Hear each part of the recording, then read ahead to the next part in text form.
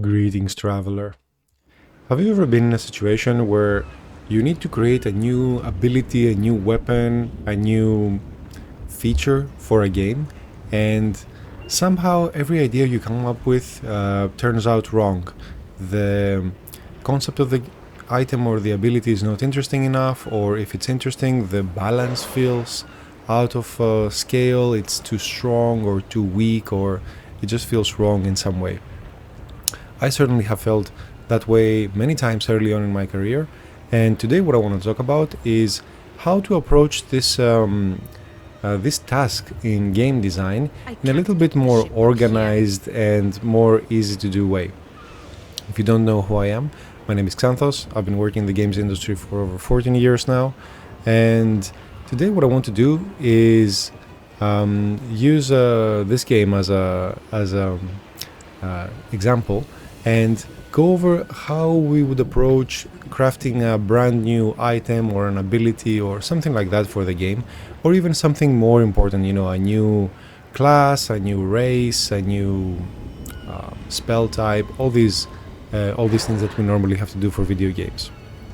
So here I have, let's say, my character, and this character in particular has a set of equipment here.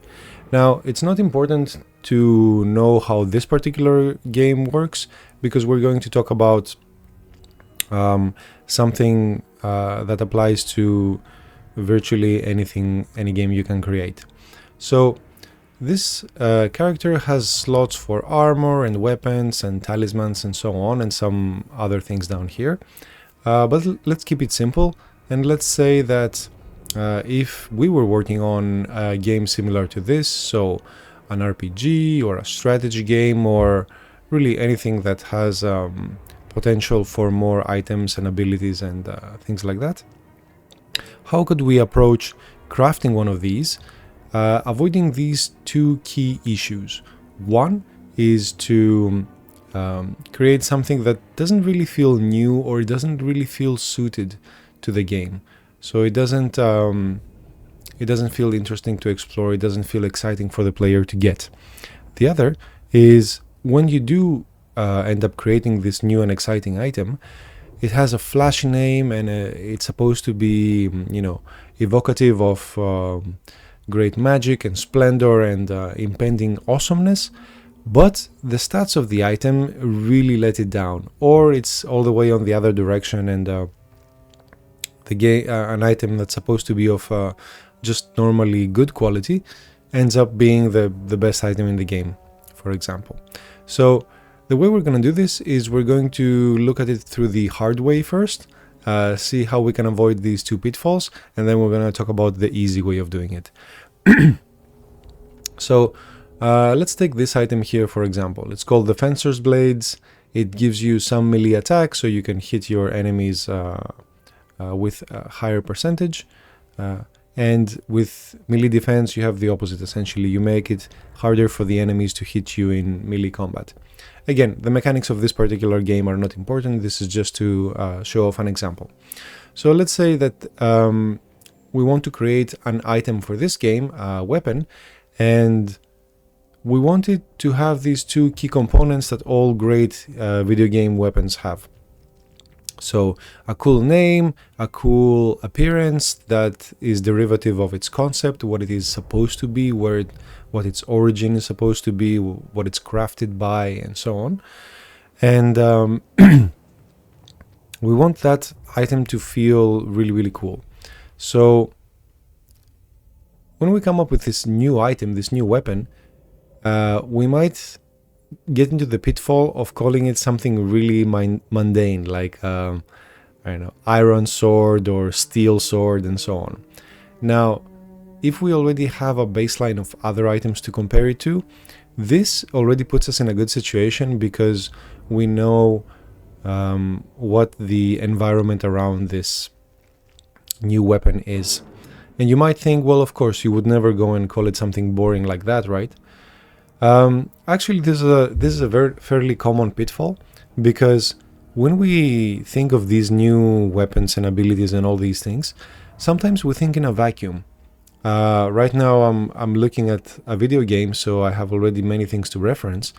But it's not uncommon that when we craft these things, we have nothing to look at. We get the idea when we're out walking or when we're working on our computer, looking at an Excel sheet or a Word document or something like that.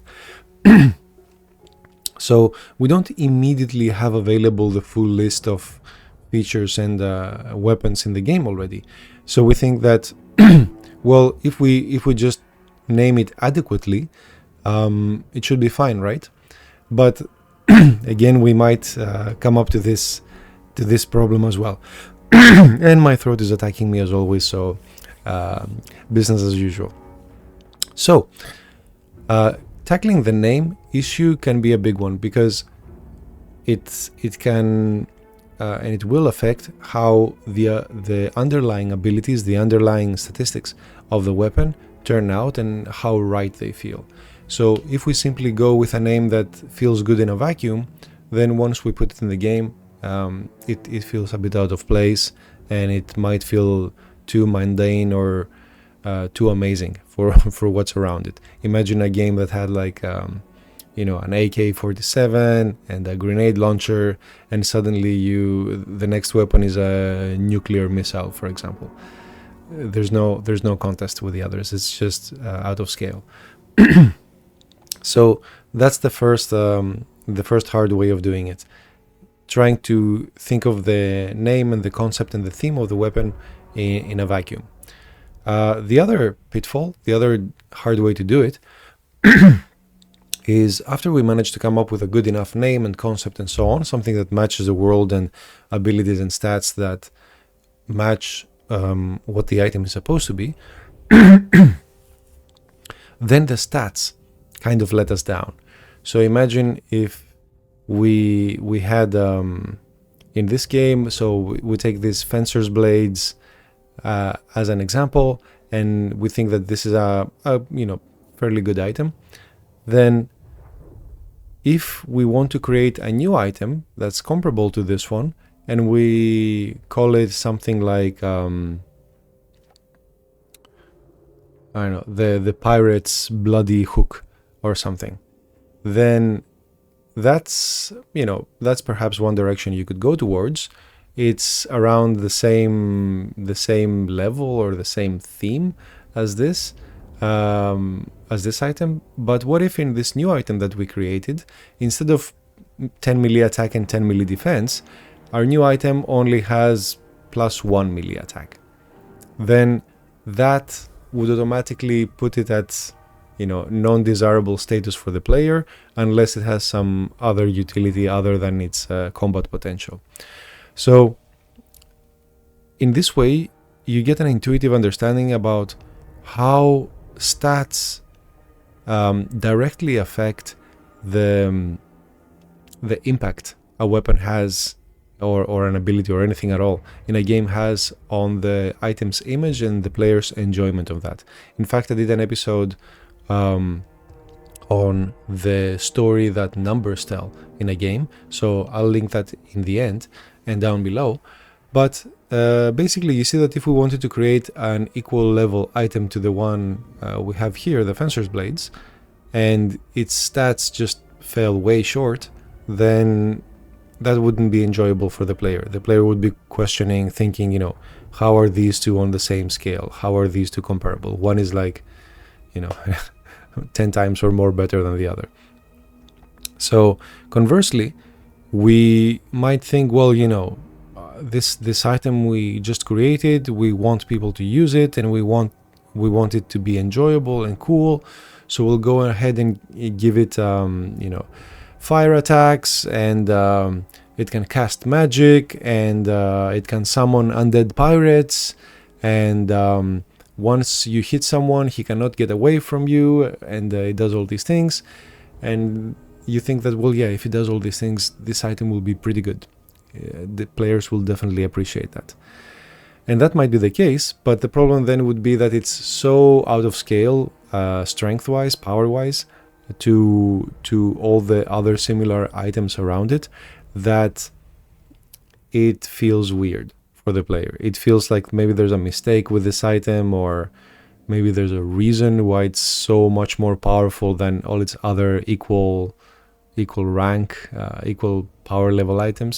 And that, even though the item itself is very strong, it creates a very weird feeling for the player, thinking that, there's something off here, there must be a mistake here. So that being said, how can we approach creating a new weapon, or a new anything for that matter, for a game while keeping the process very, very easy to follow, very simple, and keeping it as much as possible logical and in a way that can be quantified easily, both for theme and for power, so balance in the game. So I think those are the two key components to focus on. And the reason why I stress this so much is because throughout my career, I never found anyone to create this explanation from all my peers and my seniors in the games industry and the people who are very, very experienced with making games.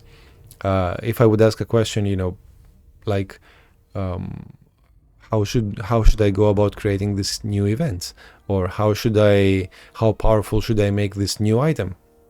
The answer would always be, make it powerful enough, or the event, make it interesting enough, or look at the other events. And this feedback was always problematic for me, because it's not a how-to. It's not a this is a best practice. It sounded vague and hard to follow.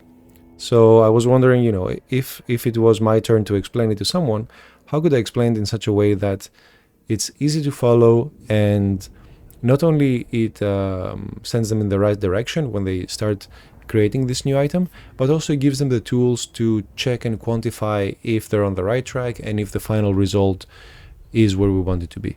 So let's say that for our hook weapon, the pirate's bloody hook, first of all, why that name, right? So perhaps I'm inspired by this faction that I'm playing right now. So they're supposed to be a pirate faction. So something that is unique to them and is in line with what their theme is doesn't feel out of place. And again, we don't want to reinvent the wheel here. The item doesn't need to be 100% unique and never seen before in the history of gaming.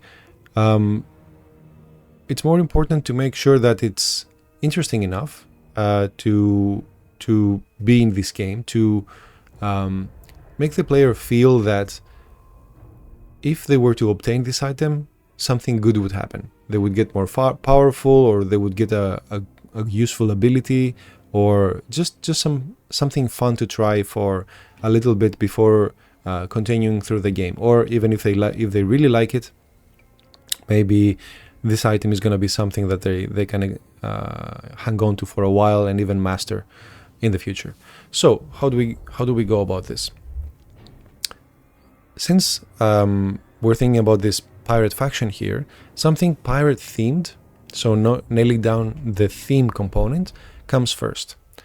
And this is important because the theme is not just a name. The theme itself will present itself visually, as most games have a visual representation of the items, and it's not just text. And then it will inform what the stats should be like, what the particular parameters of the weapon should be like. So in other words, if all the different items in the game, steel sword, dragon sword, fire, magma sword, and so on, if all of them have a stat difference of, attack +3, attack +5, attack +10, that sort of leaves something to be desired.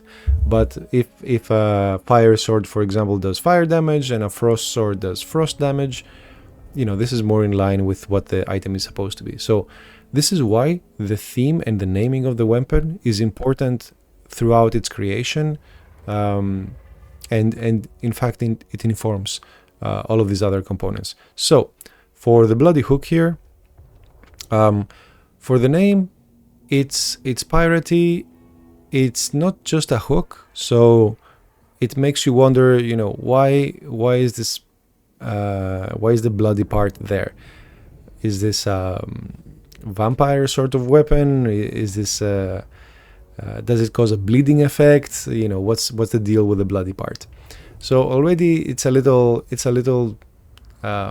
unique, and it's different from just a hook.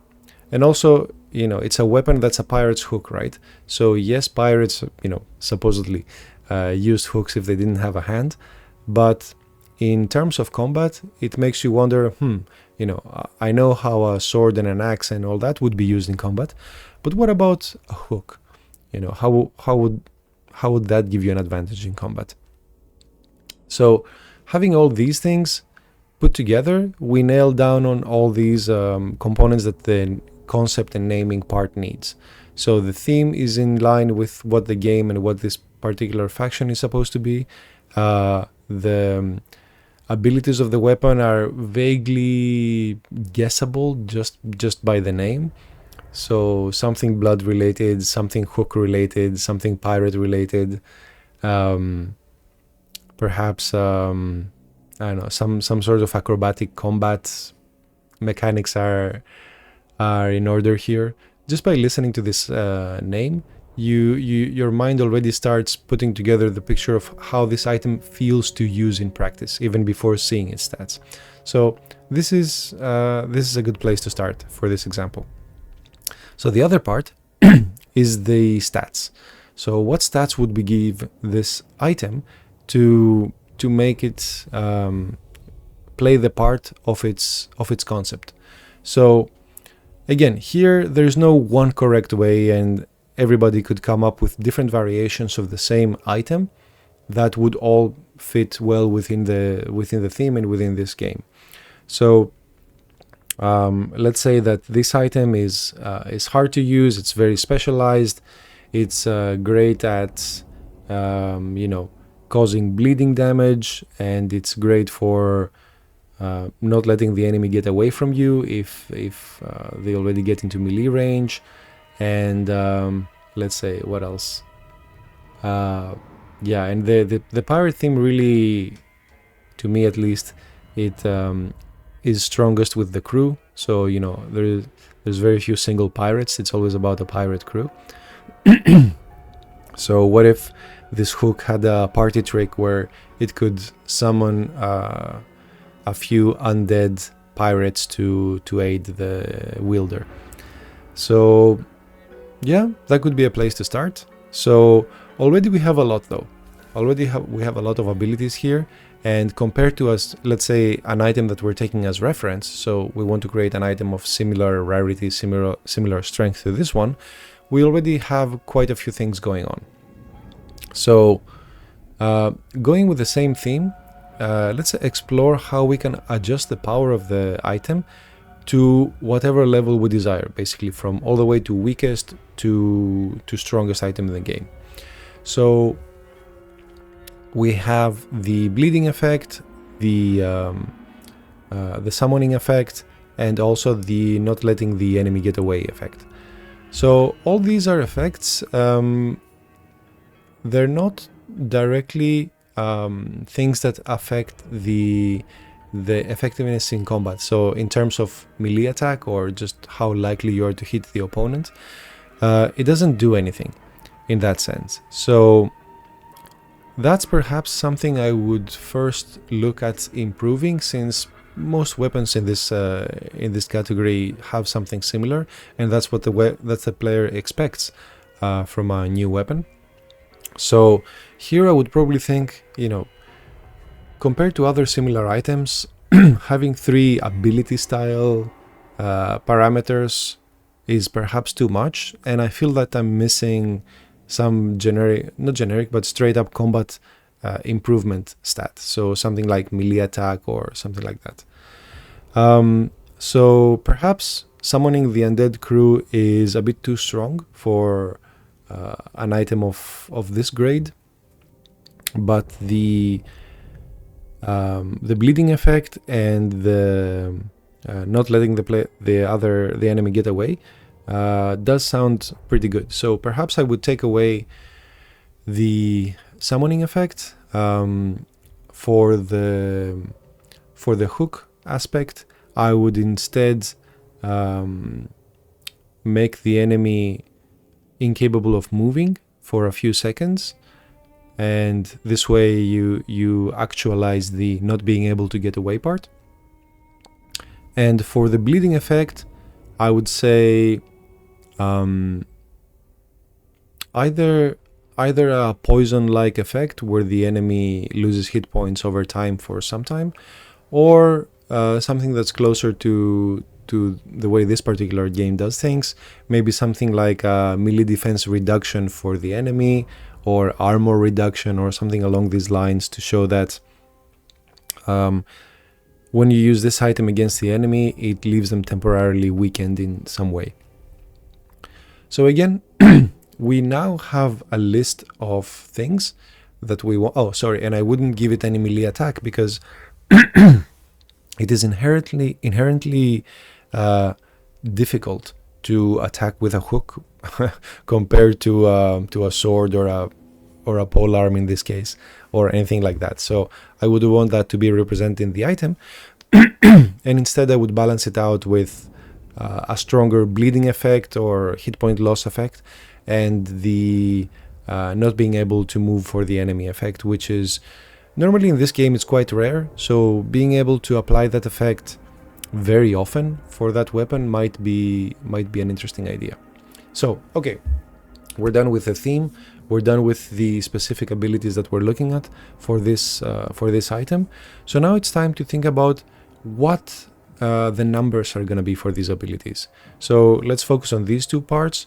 So when the enemy is hooked and they cannot move away, for how long are they going to be put in this status effect?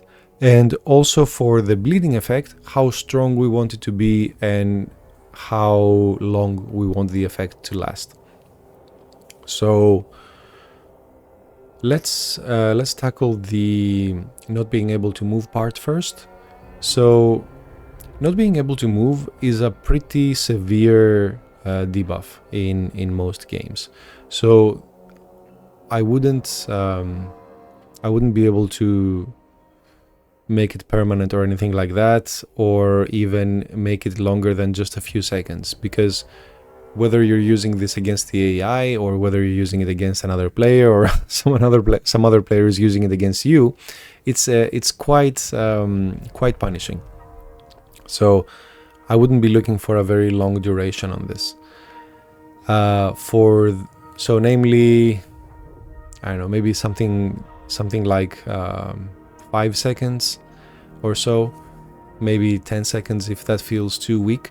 And again, remember that we're trying to balance this around this type of weapon in the game. So this green rarity, which is not the most common, but not the most rare of items in this game. So it's somewhere around the middle.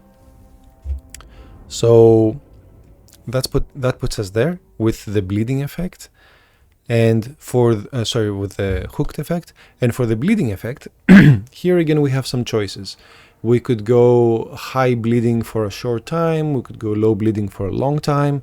We could go same for both.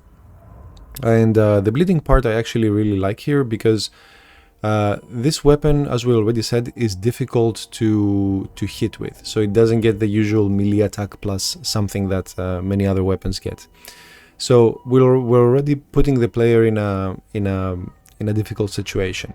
But because the player went through the trouble of getting this weapon, we want to reward them. So one way we could approach this is say that, look, this item doesn't make it easy for you to hit, but if you hit, you are guaranteed to do a lot of damage to the opponent. How much?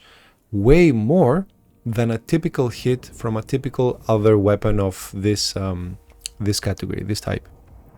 So a way to calculate this, and I'm trying to describe the process as much as possible so that you have an intuitive understanding of it and a way to compare it with other items, rather than give you a dry number and say, it should bleed the other player for 10 damage or something. that's not very easy to apply to other games. So I'm trying to demonstrate the process more. So if, let's say, a normal hit from a similar weapon of similar rarity would do X damage, then we want our hook to do more than X damage. How much more? Well, if it did twice the damage, it doesn't really make up for the fact that it's not easier to hit with. 3 times the damage, again, feels a bit short. 4, 5 times the damage starts feeling about right. 6, 7 might be too much. So just one hit from this weapon, taking away, I don't know, 30% of the enemy hit points might be, of an equivalent character's hit points, might be a bit too much. So it's definitely way more than you can expect than a weapon of this rarity, especially in this game. So these are the safeguards I would consider at the time of creation to make sure that the item behaves according to its theme, and it feels good power-wise, and it feels in line with the game and the faction and the concept of the weapon.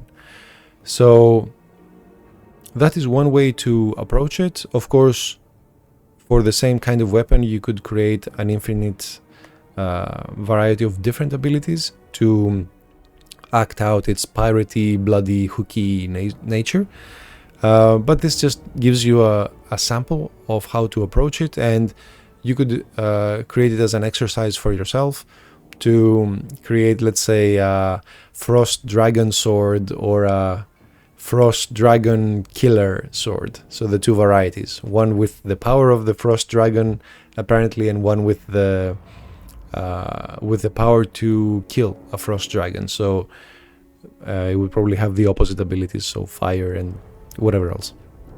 So if you're feeling ducky, you can go ahead and put together an item like that, put it down in the comments below, and I'll be sure to check it out. Anyway, that's it for today. Thank you so much for watching. I will post the video for the story that numbers say in a video game somewhere around here and in the description below. And as always, have fun.